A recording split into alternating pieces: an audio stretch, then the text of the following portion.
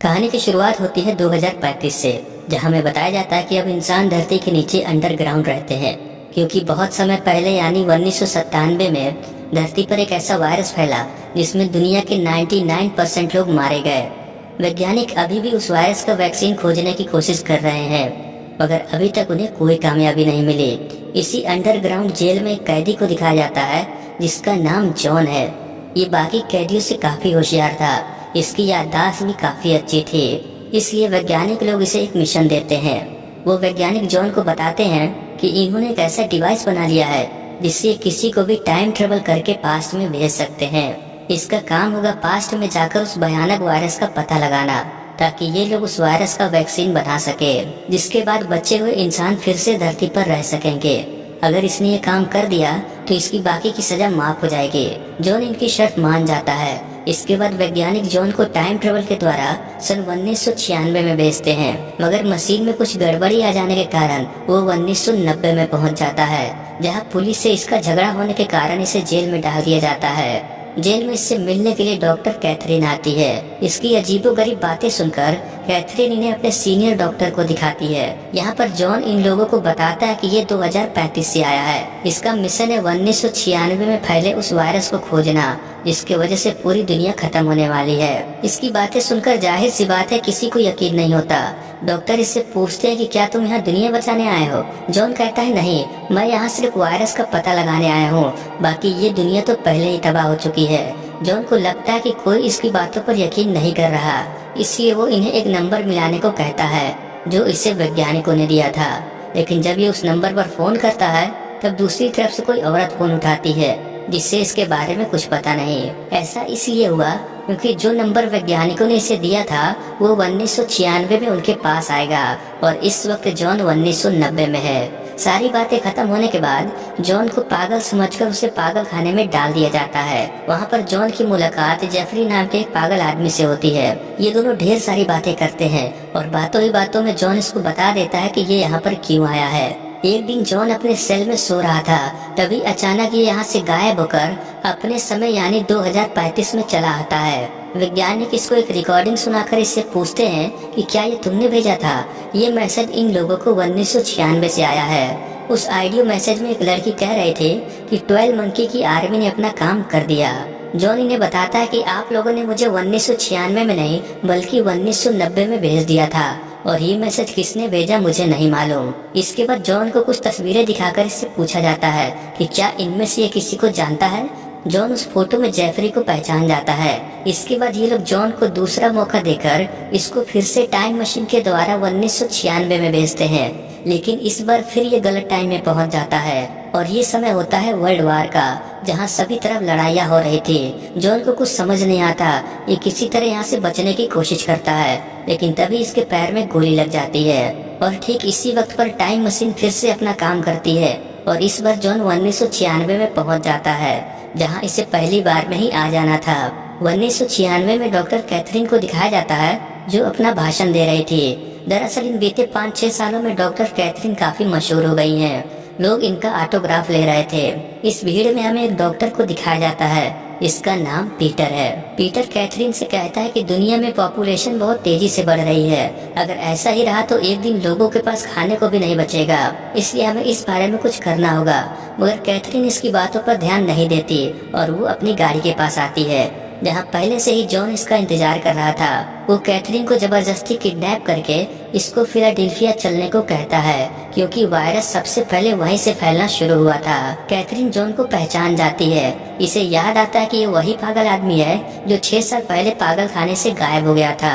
John Catherine को बताता है कि मैं एक टाइम ट्रेवलर हूँ, और ये बात मैंने तुम्हें पहले ही बताया था, लेकिन कैथरीन को अभी भी इसकी बातों पर यकीन नहीं होता। कुछ देर बाद ये दोनों फिलाडेल्फिया शहर पहुंचते हैं, जहां जॉन दीवारों पर 12 मंकीज के निशान देखता है, जिसे देखकर इसको समझ में आ जाता है कि 12 मंकीज अपने काम पर लग गए हैं। असल में जॉन को बताया गया था कि वो वायरस 12 मंकी के ग्रुप ने ही फैलाया है, मगर उसका लीडर कौन है किसी को नहीं पता। अब सिर्फ 30 दिनों के अंदर ही वो खतरनाक वायरस फैलना शुरू हो जाएगा। जॉन किसी तरह 12 मंकी ग्रुप के कुछ लोगों को पकड़कर उनसे उनके लीडर के बारे में पूछता है। उनके ना बताने पर ये उन्हें जान से मारने की धमकी देता है, जिससे डर कर वो इसे बताते हैं कि इनका लीडर जेफरी है, और जेफरी को तो ये जानता ही था। ये जेफरी का पता पाकर उसके घर जाने के लिए निकल पड़ता है। इसके पैर में अभी भी वो गोली थी जो इसे वर्ल्ड वार में लगी। कैथरीन इसके पैर से वो गोली निकालने में इसकी मदद करती है। हालांकि कैथरीन को अभी भी इसके टाइम ट्रेवल के ऊपर यकीन नहीं था। ये तो अभी भी जॉन को मानसिक रोगी ही समझ रही थी। खैर कुछ देर बाद जॉन जेफरी के घर उससे मिलने के लिए पहुंचता है। ये जेफरी को यकीन दिलाता है कि ये जो भी करने वाला है वो आराम से करे, ये इसके रास्ते में नहीं आएगा, बस ये इसको उस वायरस के बारे में बता दे, उसके बाद ये यहाँ से चला जाएगा। मगर जेफरी का कहना था कि इसे किसी भी वायरस के बारे में नहीं पता। जॉन को लगता है कि ये झूठ बोल रहा है, इसलिए इन दोनों में लड़ाई हो जाती है। जॉन किसी तरह वहाँ से भागकर कैथरीन की गाड़ी के पास आता है। ये कैथरीन को डिग्गी से बाहर निकालकर फिर से यहाँ से गायब होकर अपने टाइम यानी 2035 में पहुँचता है। इस तरफ कैथरीन को पता चलता है कि जो गोली इसने जॉन के पैर से निकाली थी असल में वो गोली वर्ल्ड वार की थी। इसका मतलब जॉन सच बोल रहा था कि वो एक टाइम ट्रेवलर है। ये तुरंत जेफरी के डैड को फोन करके उन्हें बताती है कि जेफरी आपके लैब से वायरस चुराकर पूरी दुनिया में फैलाने वाला है। जेफरी के डैड एक वैज्ञानिक थे। वो कैथरीन को यकीन दिलाते हैं कि जेफरी इनके लैब तक नहीं पहुंच सकता। इस तरफ हमें जॉन को दिखाया जाता है जो 2035 में अपना इलाज करवाकर फिर से 1996 में पहुंचता है, जहां ये फिर से कैथरीन से मिलता है। कैथरीन जॉन को बताती है कि अब इसे इसकी बातों पर पूरा यकीन है, मगर अब जॉन बार बार टाइम ट्रेवल करके परेशान हो चुका था, इसलिए ये अपने समय में वापस नहीं जाना चाहता। कैथरीन इसको बोलती है कि तुम यहाँ रह सकते हो, मगर ये बताओ उन साइंटिस्ट का नंबर क्या है जिस पर तुम 1990 में कॉल कर रहे थे। जॉन वो नंबर याद करके कैथरीन को बता देता है। कैथरीन तुरंत उस नंबर पर फोन करके साइंटिस्ट को बताती है कि 12 मंकीज ने अपना काम शुरू कर दिया है। ये बात कैथरीन जॉन को भी बताती है। तब जॉन कैथरीन को बोलता है कि अभी भी हमने कुछ नहीं बदला, जो अभी तुमने साइंटिस्ट को फोन पर कहा वो मैंने 2035 में सुना था, इसलिए अब मुझे नहीं लगता कि हम इस दुनिया को बचा सकते हैं। इसके बाद जॉन अपने दांत से वो डिवाइस निकाल देता है जिससे वैज्ञानिक इसको वापस 2035 में बुला लेते थे, क्योंकि वैसे भी जॉन धरती के नीचे रहकर परेशान हो चुका था। इसलिए जॉन यहीं रहने का फैसला करता है, जिस पर कैथरीन इसको समझाती है कि कोई न कोई रास्ता जरूर निकल आएगा।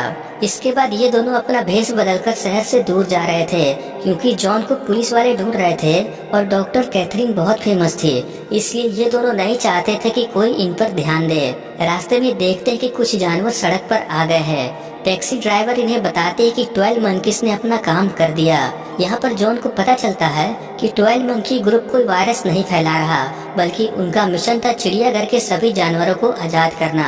ये बात जानते ही जॉन एयरपोर्ट से वैज्ञानिक के दिए हुए नंबर पर फोन करता है। ये उन्हें बताता है कि 12 मंकी ग्रुप का उस वायरस से कोई लेना देना नहीं और अब ये 2035 में नहीं आएगा। तभी यहाँ 2035 से एक आदमी आता है जो इसे गन देकर कहता है कि तुम्हें इसकी जरूरत पड़ेगी। इस तरफ कैथरीन को एयरपोर्ट पर डॉक्टर पीटर मिलता है। तभी इसकी नजर न्यूज़पेपर पर जाती है, जिसमें इसको पता चलता है कि डॉक्टर पीटर दरअसल जेफरी के डैड के साथ काम करता है। इसका मतलब यही इस दुनिया में वायरस फैलाएगा। ये बात कैथरीन जॉन को बताती है, जिसके बाद जॉन डॉक्टर पीटर को पकड़ने के लिए गन लेकर उसके पीछे भागता है, लेकिन तभी पुलिस वाले पीछे से इसको गोली मार देते हैं। अब जॉन अपनी आखिरी सांसें ले रहा था। यहाँ पर हम एक बच्चे को देखते हैं जो असल में जॉन का ही बचपन वाला रूप है। यहाँ पर मैं आपको बता दूं कि इस जगह पर दो जॉन मौजूद हैं। एक जो टाइम ट्रेवल करके यहाँ आया है, दूसरा वो लड़का जो प्रेजेंट का जॉन है। इस तरफ प्लेन में डॉक्टर पीटर को दिखाया जाता है जो उस वायरस को लेकर अलग अलग शहर में जा रहा था, ताकि ये पूरी दुनिया में इस वायरस को फैला सके। इसके बगल की सीट पर हम 2035 के साइंटिस्ट को देखते हैं जो इससे बातचीत करके दोस्ती बढ़ा रहे थे। असल में इस वैज्ञानिक को पता है कि वो वायरस इसी के पास है। ये उनसे दोस्ती बढ़ाकर उस वायरस के बारे में जान जाएगी, जिसके बाद वो साइंटिस्ट अपने समय यानी 2035 में आकर उस वायरस का वैक्सीन बनाएगी, जिसके बाद फिर से इस दुनिया के लोग धरती के बाहर खुली हवा में रह सकेंगे। और दोस्तों यहीं पर यह फिल्म खत्म हो जाती है।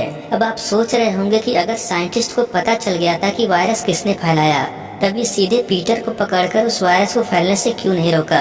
तो देखिए, जैसा कि हम जानते हैं कि उन साइंटिस्ट का मिशन था उस वायरस को ढूंढकर उसका वैक्सीन बनाना, ताकि ये अपने समय में धरती पर फिर से सांस ले सके। अगर इन्होंने पीटर को पकड़ लिया होता तब पूरा फ्यूचर ही बदल जाता, और दूसरा फ्यूचर कैसा होता कोई नहीं जानता। इसलिए 2035 के वैज्ञानिकों ने कोई रिस्क नहीं लिया। लेकिन ये सब करने में बेचारा जॉन मारा गया, मगर मरने से पहले उसने अपना मिशन पूरा कर दिया था। तो दोस्तों, ये थी 12 मंकीज की कहानी। तो चलिए मिलते हैं किसी और वीडियो के साथ।